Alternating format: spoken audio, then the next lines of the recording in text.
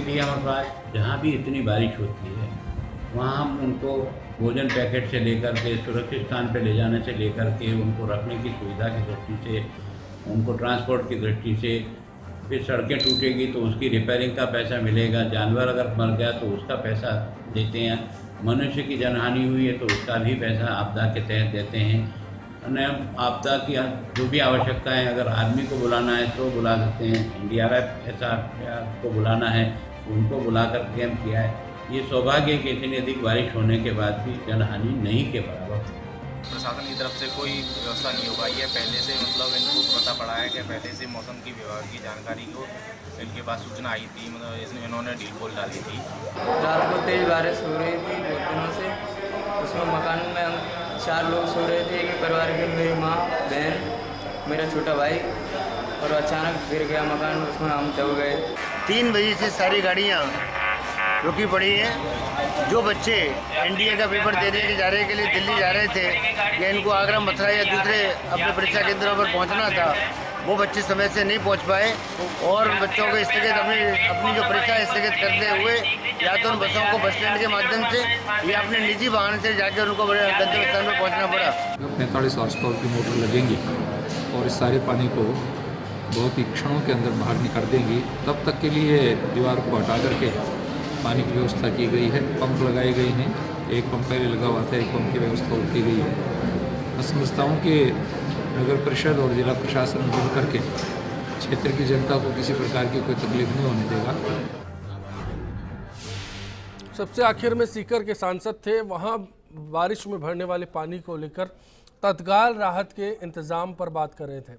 दो दर्शक है, खालिद कुरैशी साहब बीकानेर से हैं और राजेंद्र जैन साहब अजमेर से हमारे साथ है। खालिद साहब नमस्कार। हाँ सर नमस्कार। लगता है प्रशासन हमेशा देरी से जागता है। सर ये तो प्रशासन की हमेशा की बात है, वो जागता ही नहीं, देरी से जाग जाए तो भी बहुत कुछ हो जाए, वो जागता ही नहीं। 1000 बार आप मतलब आवाज उठाते हैं, जनता भी देखिए लिखिए इलेक्शन के भाई हमारे मोहल्ले में या फिर किसी दूसरे मोहल्ले में कोई नाला या सिविल लाइन सफाई करे, नहीं जागते। शुक्रिया आपका। राजेंद्र जैन साहब आप क्या कहना चाहेंगे? आप सबको नमस्कार साहब जी। राजस्थान में जबरदस्त बरसात आ रही है पूरे भाग में और 4 साल के अंदर जोरदार बरसात हुई है, जिसके आपदा प्रबंधन विभाग को पहले से व्यवस्था करनी चाहिए थी। दूसरा नगर पालिका और UIT इन सबको जो अपनी व्यवस्थाएं कोऑर्डिनेशन से साथ करना चाहिए। बहुत बहुत धन्यवाद आपका भी। मेहता साहब, डिजास्टर मैनेजमेंट का जिक्र हम करते हैं, अलर्ट 7 दिन पहले हुआ, क्या ऐसा मुमकिन नहीं है कि डिजास्टर मैनेजमेंट की सारी तैयारियां जिस इलाके के लिए अलर्ट है वहां पर 7 दिन में मुमकिन की जाए? बिल्कुल संभव है और ये करना भी चाहिए। एक सेल बनाना चाहिए, डिजास्टर मैनेजमेंट सेल। उसका काम यही होना चाहिए कि डिजास्टर सब तरह के होते हैं, अर्थक्वेक भी हो सकता है, आपका ड्राउट भी हो सकता है, फ्लड्स भी हो सकती है, तो ये सब डिजास्टर में आते हैं। तो उसके लिए एक सेल होना चाहिए, वहाँ पर इस तरह की तैयारी होनी चाहिए कि जब डिजास्टर के फोरकास्ट हो तो विद इन फ्यू आवर्स वहाँ पे पहुँच जाएं और जो भी डिजास्टर जैसे फ्लड्स है उसके लिए बोट्स है, खाने का सामान है, और खाने का सामान भी ऐसा होना चाहिए फ्लड्स के समय रेडीमेड, कुक नहीं करना पड़े क्योंकि उस समय कहीं जगह नहीं, और पीने के पानी का इंतजाम, ये 3-4 चीज़ें हर समय तैयार रहनी चाहिए, पैकेट्स बने हुए। लेकिन वो नहीं हो पाया। श्रीवास्तव साहब, आपको जो ये तस्वीर हमने देखी, इसमें सबसे बड़ी चूक कहाँ पर नजर आई? जो होना चाहिए था नहीं हो रहा। करौली भरतपुर के संबंध में मेरा जिक्र है क्योंकि ये पानी महुआ तक पहुंच चुका है।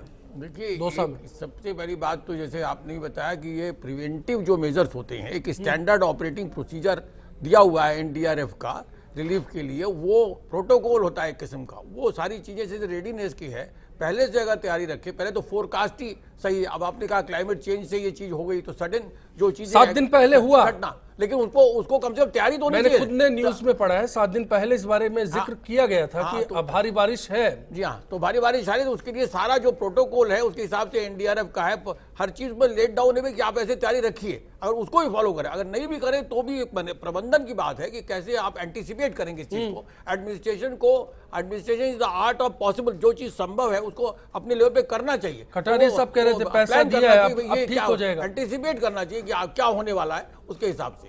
सुरेश जी, आप कटारिया जी के बयान से खुश रहेंगे? और उन्होंने कहा कि पैसा जारी कर दिया गया है मुआवजा भी देंगे, राहत कार्य भी शुरू करेंगे। किसान है तो उनको भी पैसा मिल जाएगा, कोई मृतक आश्रित है उसको मिल जाएगा, पशुधन किसी का गया है उसको मिल जाएगा। देखो, कटारिया जी जो कहते हैं वो तो कभी करते ही नहीं है, और कटारिया जी ही करते तो माननीय मुख्यमंत्री जी विदेश गए भी थे। कटारिया जी इसी प्रदेश में थे। इसी प्रदेश में पहले अनाउंस हो गया था कि 7 दिन में भारी बरसात पूरी राजस्थान में और कुछ इलाका दक्षिण राजस्थान में आने वाली है। मैनेजमेंट का टेक्निकल आदमी सबने बताया, आपने सुना।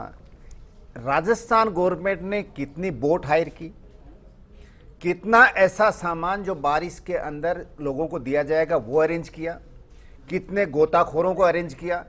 आपने मैनेजमेंट कुछ किया ही नहीं। और कटारिया जी का भी अभी मैं सुन रहा था, कटारिया जी कह रहे जो मरेगा उसका भी पैसा देंगे। तो क्या पैसा देने के लिए लोगों को मरने का इंतजार कर रहे हैं आप? क्या आपके टीवी चैनलों पे सब दिख रहा है, कोई ट्रक के ऊपर खाट लेके बैठा है, कोई पेड़ के ऊपर बैठा है, कोई छत के ऊपर बैठा है, किसी को जहां जो जगह मिली बेचारा बैठा है, वो दुखी है। और जिस टाइम पे एक कहावत है कि राम रूठा हुआ है बरसात के रूप में, लेकिन राज को तो सहयोग करना चाहिए।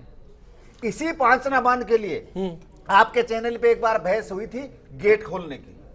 आज ये गेट खुले तो मंत्री जी कहां हैं, वो नेताजी कहां हैं जो ये बांध से पानी जा रहा है तो वहां लोगों के रिलीफ के लिए खड़े मिलते।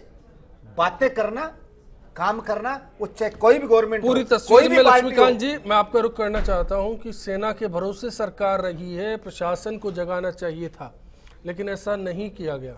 देखिए, सेना तो वहां पर गई है, एनडीआरएफ सिर्फ सेना के भरोसे काम छोड़ दिया गया। मॉनिटरिंग मंत्री कर सकते थे। सेना के भरोसे नहीं छोड़ा अश्विनी जी, मैंने आपको पहले भी बताया, वहां एनडीआरएफ की टीम गई है, लोकल स्टेट की टीम गई है, वहां प्रशासन अपनी व्यवस्था पूरी करके वहां पर बैठा हुआ है। और देखिए, जो सुरेश चौधरी जी कह रहे हैं, नहीं भारद्वाज जी, राम प्रताप जी कहां गए? सुनिए आप नहीं डिपार्टमेंट के फिर बताओ, प्रभारी मंत्री गए ना वहां पे, आप ये बताओ प्रभारी मंत्री गए ना, नहीं आप ये बताओ बोर्ड की गए ना, बात को मत घुमाओ, आप ये बताओ बात मत घुमाओ, बोर्ड कितनी हायर की, पैकेट कितने बनाए, गए कि नहीं गए, प्रधानमंत्री गए कि नहीं गए, या जो आप बोल रहे हैं, या जो अरे राजस्थान में प्रधानमंत्री जी कहां? प्रधानमंत्री नहीं, प्रभारी मंत्री, सुनिए, प्रभारी मंत्री बोल रहे, प्रभारी मंत्री करौली में आज आपने आज मैं कोई राजनीति नहीं कर रहा, मैं राजनीति नहीं कर रहा, मैं कोई राजनीति नहीं कर रहा, मैं ये पूछ रहा हूँ कि वोट पड़ेगी।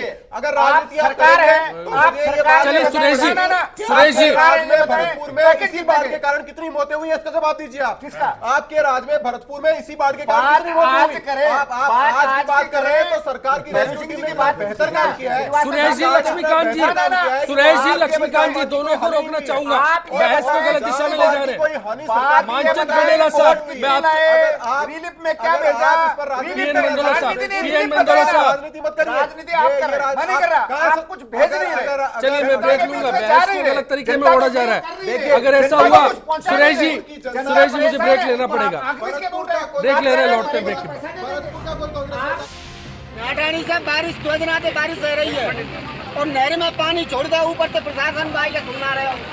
अब बोले लोग हमारी फसल सब नष्ट बच जाते हैं और नहरें आएगी तो गुलावली के पीछे में जो नहरें दिखाता है इंडिया पे तो पानी चल रहा है, जो आगे का बंधन रहे हुए हैं, नहर में काम चल रहा है। तो ये मानने में कोई अडानी है, किसान लोग बहुत ज्यादा परेशान है, पूरा काम तो लेकिन कोई व्यवस्था नहीं है।